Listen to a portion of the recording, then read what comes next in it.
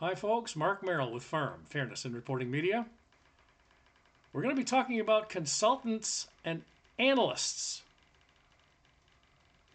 Now, mainstream media and legacy, meaning the old TV networks for the longest time, have taken the former op-ed section of the national, state, or local newspaper and turned it into a business or journalism part-time job of so-called knowledge, if you will, and or facts, opinions really, and pushed this information overflow onto the general American population as news fair and balanced.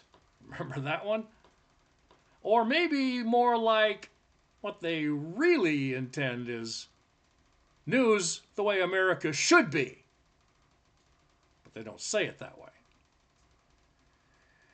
Let's get more down and dirty, folks, on this particular program on consultants and analysts, or real and common sense like here at Firm, as to whether consultants and analysts present their views and opinions on topics of the day's news in a format that ruins or helps the overall U.S. population as a whole to really comprehend and understand what the hell are these experts, so-called, talking about?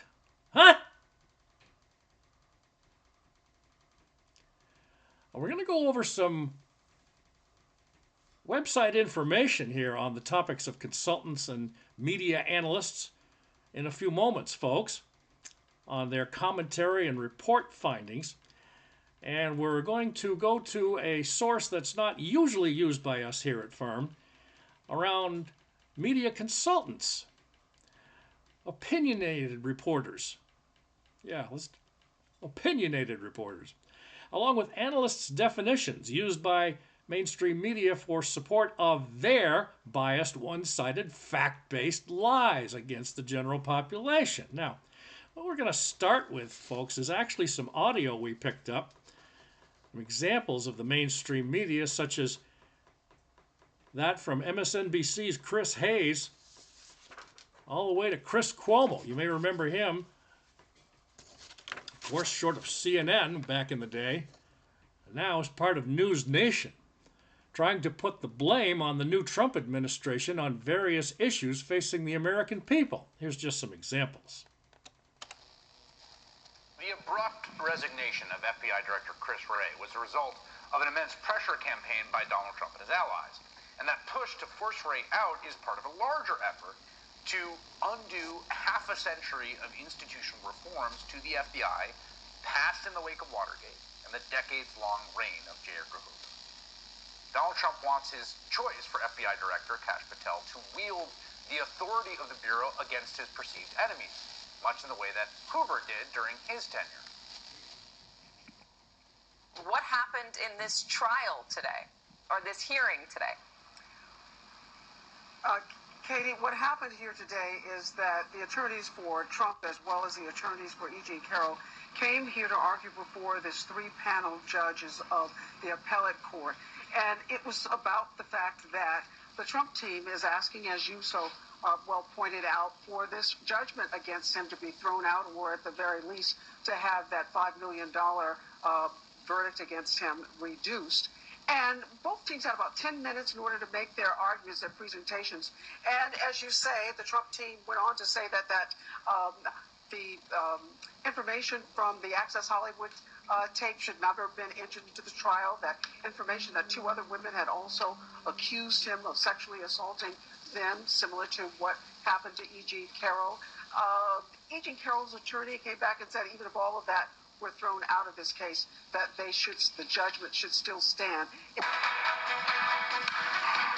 All right, welcome to News Nation. I'm Chris Cuomo. You know Senator J.D. Vance. Thank you all for being here. A round of applause for the senator. Thank you for taking the opportunity. Appreciate it. We are, of course, in Michigan. All right, this is a hotbed state. I haven't seen polls this close in this state in a long time. We have Republicans, we have Democrats, we have independents, and we have an added feature. We have the folks at X working with us. They've been posting all week that this is going to go on. You'll get some of their questions as well. And people online get two bites at the apple because we are taping this earlier in the day to accommodate the campaign's schedule. So We will air it, and then we will let you watch it live at that time and take more questions afterwards. So, Senator, let me start with just a little news of the day specifically. Housing prices are once again pricing millions of Americans out of the market. The new data shows that the problem's only getting worse. We have dealt with both campaigns giving pieces of ideas. Criticism of your campaign is its concepts of ideas. What specifically can you tell the people at home and in this room you could do as vice president with President Trump to make housing prices decrease? Yeah. So first thing is I want to thank all of you for being here. Chris, thanks to you and your team for hosting. I think it's an important conversation, and hopefully I can persuade some of you to vote for President Trump. But at the very least, I just appreciate you caring enough about the country to pay attention and to listen to the answers that I'm giving here for the next hour. But let me think, when we talk about housing, it's useful to talk about two separate sides of the housing problem. There's a supply issue and there's a demand issue. Okay, so the supply issue is we don't build enough houses for the people that we have in the United States of America. And there are complicated reasons why we don't do that, right? One is that energy prices are too high. So if we drill, baby drill, open up America's energy markets, lower the cost of energy, then we make it easier to build houses. There's also a lot of stuff that we do on the regulatory side, both at the state and the federal level, to make it harder to build homes. Organizations like NEPA, which make it harder for the United States to build. And I always remind people that our ancestors went to the moon with pocket calculators and slide rulers, and now our government makes it way too hard to build the homes that we need. Now, that's the supply side of it. I think most people actually agree with that. I think if you ask most Democrats, they'd probably agree with what I just said.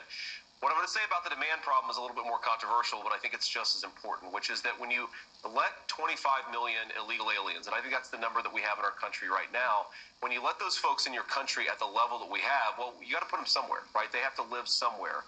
And that means that those are homes that aren't going to American citizens. In other words, if you take a neighborhood and you add hundreds, or you take a city and you add tens of thousands, or you take a country and you add 25 million people competing against Americans for scarce homes, that's going to drive the cost of housing through the roof too. And there's no coincidence that when we've seen under Kamala Harris's open border, the highest levels of immigration, illegal immigration in our country, basically in our history, that's coincided with the highest levels of house price increases that we've seen in our country in a very long time.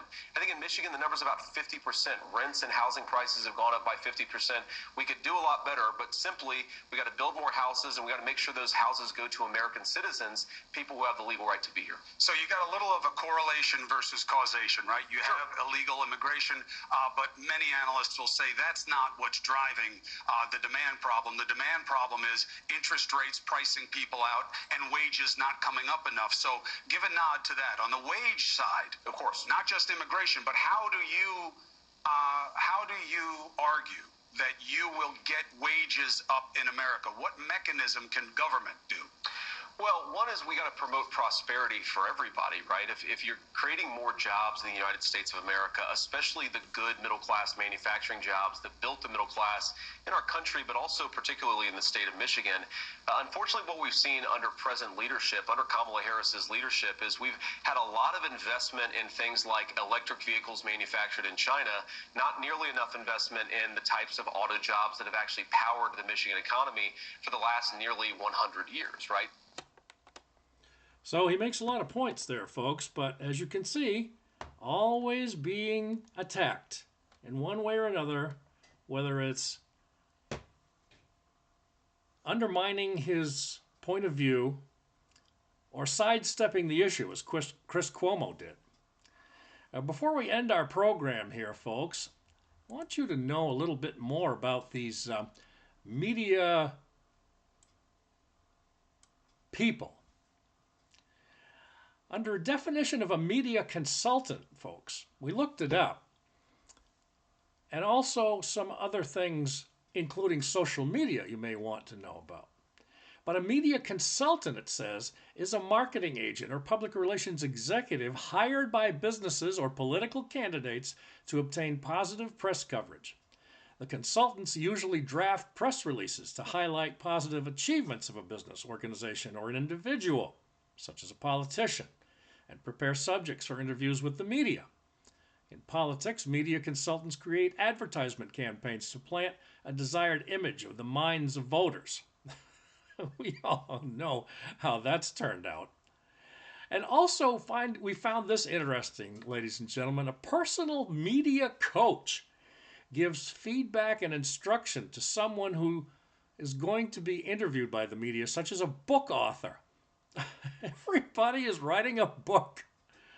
It's funny we didn't hear that much about Biden or Harris in that vein, or that particular type of thing that they should be promoting of themselves. But anyway, but being interviewed, a media coach talks about the person being interviewed, whether it's a politician or not, a political candidate, the author of the book, the political candidate, could be both, a corporate officer or spokesperson. Now, this might include recommendations on what to say, feedback on effect and delivery, and fashion advice. Of all things. You got to look sharp, that's for sure. Dress for success? I don't know, has that really helped much with either one, Kamala or Biden. But alternatively, a media consultant is also a person that says, or company that enables media organizations to develop their businesses. An example where a consultant would be needed is a company that's moving its print business online. Now, this last one that we want to refer to here, folks, on our topic of the day, which is for all about consultants and analysts. Many consultants have entered the area of social media, and a consultant in social media work involves advising clients on developing online media campaigns, and the campaigns typically include the use of video, blogs, forums, and other features commonly seen on network sites. These consultants also assist companies with managing their online presence on blogs and popular social networking sites like Facebook, now Meta, Google, YouTube, and Twitter. Increasingly, the more engaged companies are in social media and the more valued their brands are. And one more thing we have here, folks, when it comes to public relations and that sort of thing. Public relations is the practice also of managing and disseminating information from an individual or an organization, a business, government agency, or a nonprofit to the general public in order to influence their perception. An example of good public relations would be generating an article featuring a PR firm's client rather than paying for the client to be advertised next to the article. The aim of public relations is to inform the public, prospective customers, investors, partners, employees, and other stakeholders, and persuade them to maintain a positive or favorable view about the organization. Well, that certainly hasn't been the case, folks, when it comes to the way things have been run the last 4.5 years. Hardly. Not at all. So we'll let you, ladies and gentlemen of the general law-abiding public of the United States of America, make up your mind. Especially on these excerpts you've heard from what's happened in the past, and I'm sure you've experienced most of your own. In the meantime, check out our program, FIRM, Fairness in Reporting Media, anytime, 24 hours a day, 7 days a week, on rumble.com/fairnessmedia1. Also, you will see programs on Twitter, X, YouTube, and also 24 hours a day, folks. Please contact us anytime. We appreciate suggestions and ideas that we may use. That's something we may not have thought of. At fairnessinreportingmedia@gmail.com, fairnessinreportingmedia@gmail.com. As always, stay safe and peace to everyone.